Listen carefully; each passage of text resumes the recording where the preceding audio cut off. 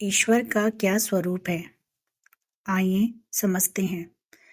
जो वेद नहीं जानता वह ईश्वर को नहीं जान सकता। अतः सर्वप्रथम वेदों में ही चलकर देखा जाए। वेद कहता है, जो यह समझता है कि ईश्वर समझने का विषय है वह नहीं समझता, एवं जो यह समझता है कि ईश्वर समझने का विषय नहीं है वह ईश्वर को समझता है। अर्थात ईश्वर को कोई नहीं समझ सकता। दूसरी ओर वेद यह भी कहता है, यदि इसी मानव देह में ईश्वर को जान लिया तब तो ठीक है, अन्यथा महती हानि हो जाएगी, क्योंकि यह मानव देह देवताओं को भी अप्राप्य है। वेदों ने ईश्वर के ना जान सकने के कई कारण बताए हैं। एक कारण तो यह है कि ईश्वर विषयों से परे है, अर्थात इंद्रियों से परे इंद्रियों के विषय है, विषयों से परे मन, मन से परे बुद्धि, बुद्धि से परे जीव, जीव से परे माया, माया से परे ब्रह्मा। भावार्थ, इंद्रियां मन और बुद्धि से ईश्वरा सर्वथा परे है। दूसरा कारण यह है कि ईश्वर दिव्य है एवं इंद्रियां मन बुद्धि प्राकृत है। अतएव इंद्रियां मन बुद्धि दिव्य ईश्वर को नहीं ग्रहण कर सकते। तीसरा कारण यह है कि ईश्वर दो विरोधी धर्मों का अधिष्ठान है, अर्थात आप जितनी छोटी कल्पना परमाणु आदि की कर सकते हैं, ईश्वर उससे भी छोटा है, एवं आप जितनी बड़ी कल्पना आकाश आदि की कर सकते हो, ईश्वर उससे भी बड़ा है।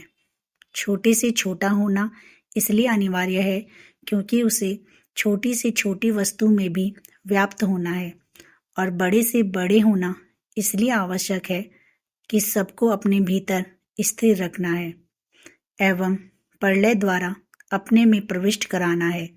यदि इतना ही होता कि वह छोटा होता तो समझ में आता, यदि बड़ा होता तो समझ में आता।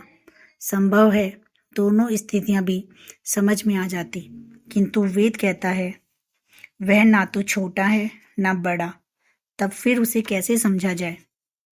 क्योंकि ईश्वर धर्म से परे है, अधर्म से परे है, कार्य से परे है, कारण से भी परे है। ईश्वर समस्त इंद्रियों आदि से रहित है, किंतु समस्त इंद्रियादिकों के विषय को ग्रहण करता है। यहाँ तक कि उसके पैर नहीं है किंतु दौड़ता है, उसके हाथ नहीं है किंतु पकड़ता है, उसकी आंख नहीं है किंतु देखता है, उसके कान नहीं है किंतु सुनता है। वह सब कुछ जानता है, उसे कोई नहीं जानता। उसके अनंत सिर है, अनंत आंखें हैं, अनंत पैर है। वह चलता है, वह नहीं चलता है, वह दूर से भी दूर है और समीप से भी समीप।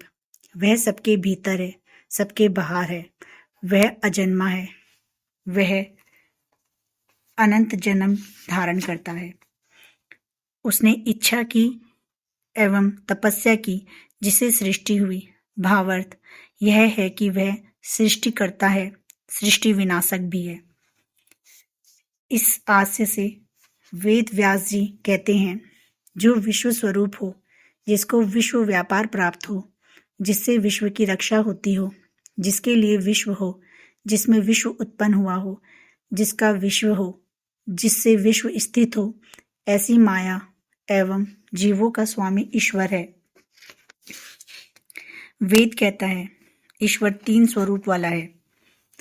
तीन प्रकार के ईश्वर को जानना होगा, तब माया निवृत्ति होगी। प्रथम भोक्ता ब्रह्मा, द्वितीय भोग्य ब्रह्मा, तृतीय प्रेरक ब्रह्मा। प्रेरक ब्रह्मा के विषय में ऊपर बता ही चुका हूँ।